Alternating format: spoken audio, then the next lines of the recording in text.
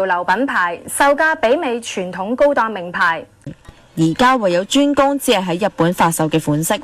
寫明 Japan Only 嗰啲就一定更加要攞多啲啦，因為佢寫得明嘅話就香港唔會出咯。潮流嚟得快，走得亦快。一個品牌要長期保持人氣，唔只要有出色嘅設計，更重要嘅係有好嘅市場策略。限量出品、明星效應，每週有新貨面世，不停帶嚟新鮮感，就自然能夠捉住消費者嘅心。種類亦都越嚟越多。經過13年嘅發展，呢個日本街頭品牌已經走進國際市場。跟住去着，佢着出嚟可能係得到個潮流或者個認同，會因為個價錢而去睇啦。有咯，一隊有咯，一隊3個幾鐘㗎啦。